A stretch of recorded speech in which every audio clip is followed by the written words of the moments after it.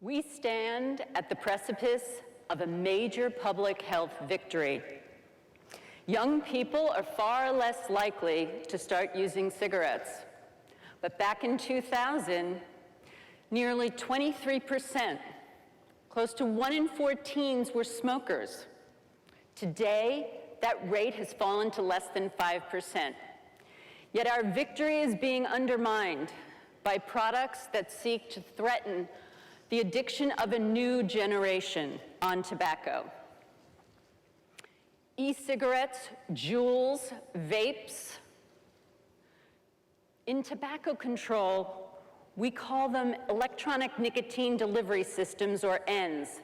But no matter their name, the speed with which they have infiltrated youth culture is both frightening and shocking. Juul, the most popular e-cigarette among youth, was introduced just a few short years ago.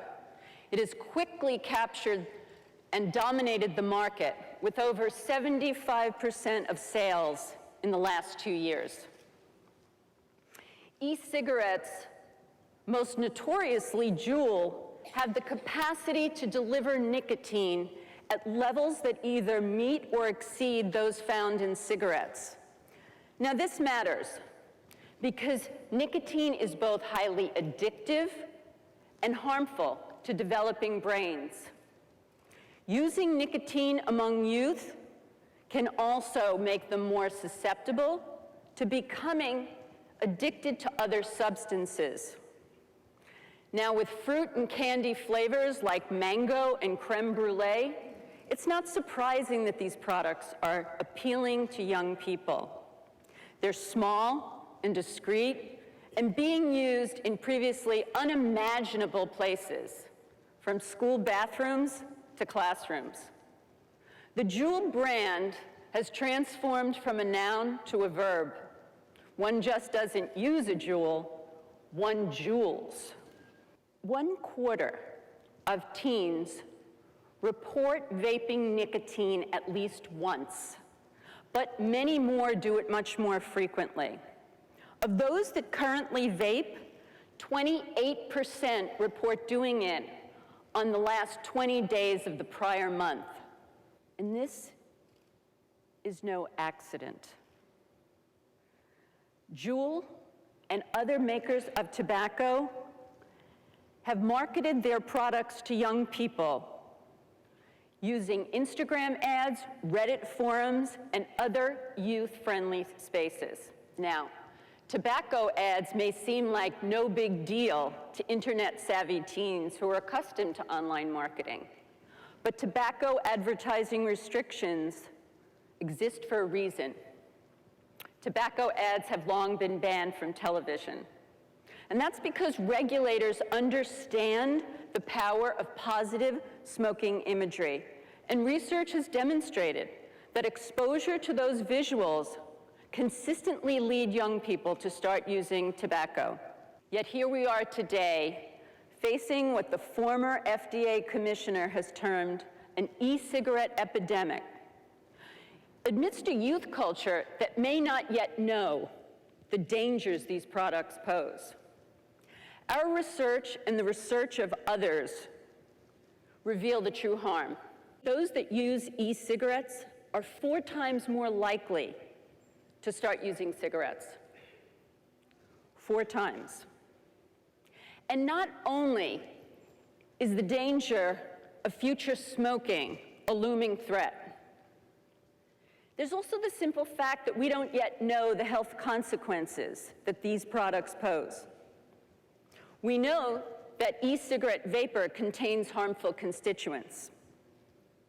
But because of their novelty, we haven't yet had sufficient time to conduct the kind of research studies to understand what the effects of these products may have on young bodies. We know the effects of nicotine. Nicotine is highly addictive, and the overwhelming majority of smokers started before the age of 18, in large part because they were hooked on nicotine. This is being called an epidemic, not just because of the actual rates of use, but because of what a new nicotine-addicted generation might mean. As part of our ongoing research efforts, we continuously survey teens and young adults. We know what they care about. We know that they're interested and passionate in doing good in the world. And we know that they don't want to become held hostage to products from a multi-billion-dollar industry like big tobacco. Since 2000, our counter-marketing efforts have focused on revealing the truth about the tobacco industry. Today, our efforts are focused on revealing the truth about e-cigarettes.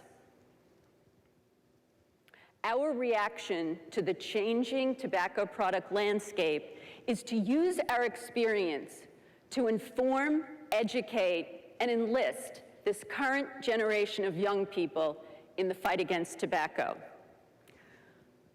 But we do this against a formidable foe. Tobacco companies like Juul have taken advantage of the positive public health messages about e-cigarette in an effort to position themselves on the side of the good. Yes, there's some evidence to suggest that e-cigarettes can help adult smokers transition away from cigarettes. And let me be clear, smoking combustible cigarettes, that is, inhaling burning tobacco, is the greatest danger and risk factor for lung cancer and other diseases. But there is simply no reason for anyone, much less young people, to voluntarily start using nicotine. Juul and others may claim that they're in the business of helping smokers quit and dissuading youth use. But can we trust a multi-billion-dollar company to actively curtail the sale of their products? And while the makers of e-cigarettes tout the harm reduction potential of their products, they are simultaneously aligning themselves with the original big tobacco companies. In 2018, Altria, the makers of Marlboro cigarettes, invested $12.8 billion in Juul. That translates to a 35% stake in the company. One can only wonder whether their claim of being an alternative to cigarettes will remain once the Marlboro man has a seat at their table. Here's what we know. Over 20% of teens report e-cigarette use within the past month.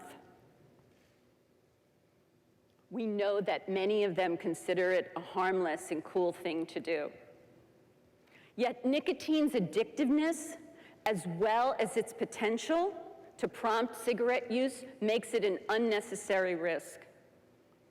Our reaction to the e-cigarette epidemic will determine whether we safeguard public health and eradicate tobacco, or whether we will fall under the spell of the latest ploy of big tobacco. The choice is ours. Thank you.